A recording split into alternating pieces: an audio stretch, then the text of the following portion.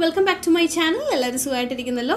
ഇന്നത്തെ video hair related video ആണ്. അപ്പോൾ ഒത്തിരി പേര് സ്ട്രഗിൾ ചെയ്യുന്ന ഒരു പ്രോബ്ലം ആണ് ഫ്രിസിനെസ്. ഹെയർ ഒട്ടും തന്നെ സോഫ്റ്റ് ആകാതെ വളരെ ഫ്രിസി ആയിട്ട് കിടക്കുക. അത് ഭയങ്കര ഒരു ഇറിറ്റേറ്റിംഗ് ആയിട്ടുള്ള ഒരു കാര്യം തന്നെയാണ്. ഫ്രിസി ഹെയറിൽ നിന്നും വളരെ സോഫ്റ്റ് ആൻഡ് സ്മൂത്ത് ഹെയർ കിട്ടാനായിട്ടുള്ള 7 ഈസി ടിപ്സ് ആണ് ഇന്നത്തെ വീഡിയോയിൽ ഞാൻ ഷെയർ ചെയ്യാൻ പോകുന്നത്. First tip, eating habits. ഇത് കുറച്ച് ചലഞ്ചിങ് ആയിട്ടുള്ള ഒരു ടിപ്പാണ്. ഓരോരുത്തർക്ക് ഓരോ ഈറ്റിംഗ് ഹാബിറ്റ്സ് ഒക്കെ ഉണ്ട് അല്ലെ. അപ്പോൾ ഇപ്പോഴത്തെ ജനറേഷൻ കൂടുതലും ഡിപ്പെൻഡ് ചെയ്തിരിക്കുന്നത് ജങ്ക് ഫുഡ്സിലൊക്കെയാണ്. ഇപ്പോൾ പുറത്തുനിന്ന് കഴിക്കുക, അൺഹെൽത്തി ആയിട്ട് കഴിക്കുക, ടൈമിൽ കഴിക്കാതിരിക്കുക. അപ്പോൾ പ്രാക്ടിക്കൽ സൈഡ് നോക്കുകയാണെന്നുണ്ടെങ്കിൽ അതൊക്കെ നമ്മുടെ ബോഡിക്ക് വളരെ കേടാണ്. ഹെയർ ഫോൾ ആൻഡ് ഫ്രിസിനെസ് തടയാനായിട്ടുള്ള ഏറ്റവും ഇമ്പോർട്ടന്റ് സ്റ്റെപ്പ് എന്ന് പറയുന്നത് ഗ്രേറ്റ് ന്യൂട്രീഷൻ വാല്യൂ ഉള്ള ഫുഡ് ഇൻടേക്ക് ചെയ്യുക എന്നുള്ളതാണ്. ഹെയർ ഫോളിക്കിൾസ് എന്ന് പറയുന്നത് മെറ്റബോളിക്കലി ഭയങ്കര ആക്റ്റീവ് ആയിട്ടുള്ള ഒരു പാർട്ടാണ്. അതുകൊണ്ട് തന്നെ ഹെയർ ഗ്രോത്തിനെ എഫക്ട് ചെയ്യുന്ന 3 ഇമ്പോർട്ടന്റ് കാര്യങ്ങളാണ് കാലറി മാൽന്യൂട്രീഷൻ, പ്രോട്ടീൻ മാൽന്യൂട്രീഷൻ, പിന്നീട് മൈക്രോ ന്യൂട്രിയന്റ് ഡെഫിഷ്യൻസി. അപ്പോൾ ഇവിടെ ശ്രദ്ധിക്കേണ്ട കാര്യം എന്ന് വെച്ചാൽ iron, zinc, omega fatty acids, vitamin D, biotic ഒക്കെ അടങ്ങിയിരിക്കുന്ന ഫുഡ് ഇൻടേക്ക് ചെയ്യാൻ ശ്രമിക്കുക. അപ്പോൾ ഇങ്ങനെ പറയുമ്പോൾ ഭയങ്കര കൺഫ്യൂഷനാവും. അത്ര കൺഫ്യൂഷന്റെ ആവശ്യമൊന്നുമില്ല. നമ്മൾ ജസ്റ്റ് ഗൂഗിളിൽ ഒന്ന് സെർച്ച് ചെയ്ത് നോക്കിയാൽ മതി. ഇപ്പോൾ സിങ്ക് റിച്ച് ആയിട്ടുള്ള ഫുഡ് ഏതാണ്, അല്ലെങ്കിൽ അയൺ റിച്ച് ആയിട്ടുള്ള ഫുഡ് ഏതാണ്, വിറ്റമിൻ ഡി റിച്ച് ആയിട്ടുള്ള ഫുഡ് ഏതാണ്. അപ്പോൾ നമുക്കൊരു ലിസ്റ്റ് ഓഫ് ഫുഡ് ഐറ്റംസ് കിട്ടും. അപ്പോൾ അതിൽ നിന്ന് സോർട്ട് ഔട്ട് ചെയ്തിട്ട് നമുക്ക് കഴിക്കാൻ പറ്റുന്ന എന്തൊക്കെയാണോ അത് നമ്മൾ ലിസ്റ്റ് ഔട്ട് ചെയ്തെടുത്തതിന് ശേഷം അതൊക്കെ കഴിക്കാൻ ശ്രമിക്കണം. ഫോർ എക്സാമ്പിൾ, ആൽമണ്ട്സ് വളരെ നല്ലതാണ്, മിൽക്ക് വളരെ നല്ലതാണ്, ചില ഫിഷസ് ഒക്കെ വളരെ നല്ലതാണ്, ആപ്പിൾസ്, ബനാനാസ്, അവക്കാഡോസ്, അങ്ങനെ നമുക്ക് ഈസിലി അവൈലബിൾ ആയിട്ടുള്ള കാര്യങ്ങളെല്ലാം ലിസ്റ്റ് ഔട്ട് ചെയ്തെടുക്കുക. എന്നിട്ട് അതൊക്കെ ഇൻടേക്ക് ചെയ്യാൻ ശ്രമിക്കുക. ഇതെല്ലാം തുടങ്ങാനാണ് പാട്. വൺസ് നമ്മളിത് സ്റ്റാർട്ട് ചെയ്ത് കഴിഞ്ഞാൽ പിന്നെ അങ്ങ് ശീലമായിക്കോളും. സെക്കൻഡ് ടിപ്പ് എന്ന് പറയുന്നത് നമ്മുടെ ഹെയറിന് സൂട്ട് ആകുന്ന shampoo, conditioner and hair mask choose ചെയ്യുക സമയത്ത് പ്രത്യേകം ശ്രദ്ധിക്കുക. Sulphate free, silicone free products വേണം ചൂസ് ചെയ്യാനായിട്ട്. ഇപ്പോൾ ഇതുപോലുള്ള ഇൻഗ്രീഡിയൻസ് ഉണ്ടെന്നുണ്ടെങ്കിൽ നമ്മളെ ഹെയറിനെ അത് കൂടുതൽ ഫ്രിസി ആക്കും. ഈ ടിപ്പിൽ ഏറ്റവും ഇമ്പോർട്ടന്റ് റോൾ ഉള്ളത് ഹെയർ മാസ്കിനാണ്. കാരണം നമ്മൾ ഹെയർ മാസ്ക് അപ്ലൈ ചെയ്യാൻ സമയത്താണ് നമ്മുടെ ഹെയറിന് ഒരു ഡീപ്പ് കണ്ടീഷനിങ്ങും നറിഷ്മെന്റും ഒക്കെ കിട്ടുന്നത്. അപ്പോൾ ഞാൻ വേഗം തന്നെ പ്ലം അവക്കാഡോ റേഞ്ച് യൂസ് ചെയ്തിട്ട് ഒരു ഷോർട്ട് ഡെമോ കാണിച്ചു തരാം. ഷാംപൂ യൂസ് ചെയ്യുന്നതിന് മുന്നേ ആയിട്ട് ഞാൻ ആദ്യം പ്ലം നീം കോംബ് യൂസ് ചെയ്തിട്ട് എൻ്റെ ഹെയർ ഡീറ്റാങ്കിൾ ചെയ്യാൻ പോവാണ്. സെൻറ്റർ പാർട്ടീഷൻ എടുത്തതിന് ശേഷമാണ് ഞാൻ ഡീറ്റാങ്കിൾ ചെയ്യുന്നത്. ഹെയർ വാഷ് ചെയ്യാനായിട്ട് ഞാൻ യൂസ് ചെയ്യാൻ പോകുന്നത് Plum avocado soft cleanse shampoo ആണ്. പ്ലമ്മിൻ്റെ എല്ലാ ഹെയർ കെയർ റേഞ്ചും 7 ഹാംഫുൾ കെമിക്കൽസിൽ നിന്ന് ഫ്രീ ആണ്. That is sulphates, silicones, alcohol, parabens, propylene glycol, zinc, സാലേറ്റ്സ്.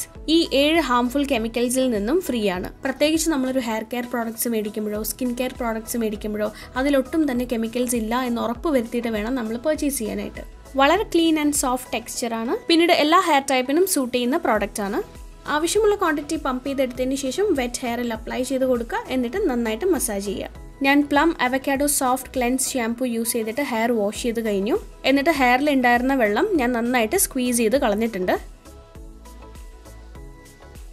Plum avocado nourish up hair mask ആണ് ഞാൻ അടുത്തതായിട്ട് അപ്ലൈ ചെയ്യാൻ പോകുന്നത്. ഈ ഒരു സ്റ്റെപ്പ് നമ്മുടെ ഹെയർ കെയർ റൂട്ടീനിലെ ഏറ്റവും ഇമ്പോർട്ടൻറ്റ് സ്റ്റെപ്പാണ്. ഹെയർ മാസ്ക് അപ്ലൈ ചെയ്യാൻ സമയത്താണ് നമ്മുടെ ഹെയറിന് ഒരു ഡീപ്പ് നറിഷ്മെൻറ്റ് കിട്ടുന്നത്. Plum avocado nourish up hair മാസ്കിൻ്റെ ഒരു white and creamy ടെക്സ്ചറാണ്.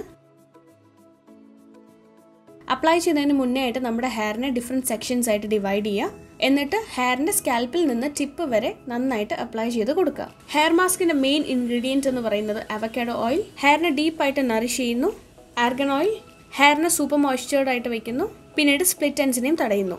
Shea butter hair breakage തടയുന്നു. എന്നിട്ട് ഹെയറിന് ആവശ്യമുള്ള നറിഷ്മെൻറ്റ് കൊടുക്കുന്നു. കംപ്ലീറ്റ് ആയിട്ട് ഹെയർ സ്കാൽപ്പിലും ലെങ്ത്തിലും ടിപ്പിലും അപ്ലൈ ചെയ്തതിന് ശേഷം ഒന്ന് കെട്ടി വയ്ക്കുക. എന്നിട്ട് ഒരു ഷവർ ക്യാപ്പ് ഇടുക. ഷവർ ക്യാപ്പ് ഇല്ലാന്നുണ്ടെങ്കിൽ ഒരു ടവൽ യൂസ് ചെയ്ത് കെട്ടി വെച്ചാലും മതി. എന്നിട്ട് ഒരു 20 മിനിറ്റ്സ് വെയിറ്റ് ചെയ്തതിന് ശേഷം വാഷ് ചെയ്യുക. വാഷ് ചെയ്ത് കഴിഞ്ഞപ്പോൾ ആ ഡിഫറൻസ് കാണാനുണ്ടല്ലേ. നല്ല ഫ്രിസി ആയിട്ടിരുന്ന എൻ്റെ ഹെയർ ഇപ്പോൾ എത്ര സോഫ്റ്റ് ആൻഡ് സ്മൂത്ത് ആയിട്ടാണ് ഇരിക്കുന്നത്. വളരെ എളുപ്പത്തിൽ വീട്ടിൽ തന്നെ ഇരുന്ന് ചെയ്യാൻ പറ്റുന്ന ഒരു അഫോർഡബിൾ ഹെയർ കെയർ റൂട്ടീനാണിത്. എല്ലാവരും ട്രൈ ചെയ്ത് നോക്കണം. പ്ലമ്മിൻ്റെ എല്ലാ പ്രോഡക്ട്സും 100% വീഗൻ ആണ്, ക്രുവൽറ്റി ഫ്രീ ആണ്, കെമിക്കൽ ഫ്രീ ആണ്.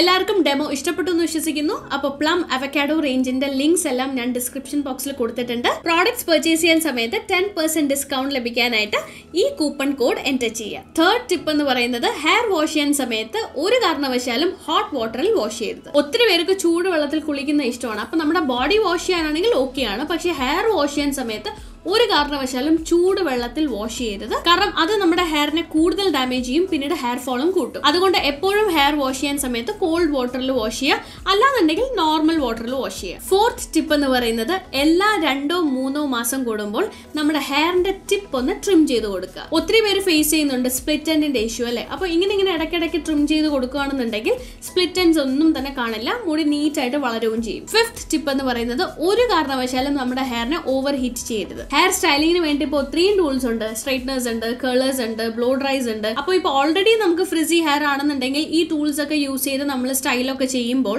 നമ്മുടെ ഹെയർ കൂടുതലും ഫ്രിസി ആവും. അപ്പോൾ ഈ ടൂൾസിനെ എല്ലാം വെച്ച് കമ്പയർ ചെയ്യുമ്പോൾ ബ്ലോ ഡ്രൈ ആണ് കുറച്ചും കൂടി യൂസ് ചെയ്യാൻ പറ്റുന്നത്. ഇപ്പോൾ ഫ്രിസി ഹെയർ ആണെന്നുണ്ടെങ്കിൽ ബ്ലോ ഡ്രൈ യൂസ് ചെയ്യാൻ സമയത്ത് ഒരു ഡിസ്റ്റൻസിൽ വെച്ചിട്ട് ബ്ലോ ഡ്രൈ ചെയ്യുക.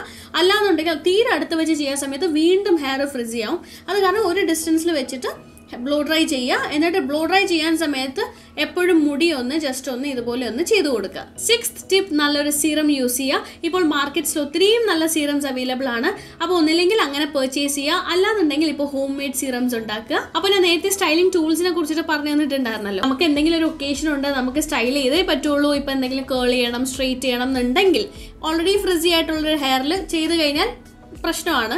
ഇപ്പം അതല്ല, നമ്മളൊരു ഹീറ്റ് പ്രൊട്ടക്റ്റിംഗ് സ്പ്രേ നമ്മൾ ചെയ്തിട്ടാണ് സ്റ്റൈൽ ചെയ്യുന്നതുണ്ടെങ്കിൽ അത് ഓക്കെ ആണ്. അപ്പോൾ ഒരു ഹീറ്റ് പ്രൊട്ടക്റ്റിംഗ് സ്പ്രേയും കൂടെ മേടിച്ച് വെക്കുക. 7th one, combing. Hair comb ചെയ്യുന്നതും ബ്രഷ് ചെയ്യുന്നതും വളരെ നല്ല കാര്യമാണ്. എല്ലാ ദിവസവും നമ്മളത് ചെയ്യണം.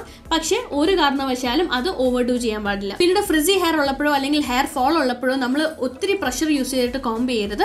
നമ്മൾ എപ്പോഴും കോംബ് ചെയ്യാൻ സമയത്ത് വളരെ മൈൽഡ് ആൻഡ് ജെന്റിൽ ആയിട്ട് വേണം കോംബ് ചെയ്യാൻ. എല്ലാവർക്കും ഈ 7 ടിപ്സ് ഹെൽപ്ഫുൾ ആകുമെന്ന് വിശ്വസിക്കുന്നു. ഇത് ആർക്കും അറിയാത്ത ടിപ്സ് ഒന്നുമല്ല, ഒത്തിരി പേർക്ക് അറിയുന്ന ടിപ്സ് ഒക്കെ തന്നെയാണ്. പക്ഷെ എന്നാലും നമ്മുടെയൊക്കെ ഒരു പ്രശ്നം എന്ന് വെച്ചാൽ നമ്മൾ അറിഞ്ഞാലും ചെയ്യില്ല. അപ്പോൾ അതൊക്കെ ചെയ്യണം എന്ന് ഓർമ്മിപ്പിക്കാനാണ് ഞാൻ ഈ വീഡിയോ ചെയ്തത്. വീഡിയോ ഇഷ്ടപ്പെട്ടാൽ ലൈക്ക് ചെയ്യുക, ഷെയർ ചെയ്യുക, കമന്റ് ചെയ്യുക, സബ്സ്ക്രൈബ് ചെയ്യുക. അപ്പോൾ അടുത്ത വീഡിയോയിൽ കാണുന്നവരേക്കും ബൈ, ടേക്ക് കെയർ.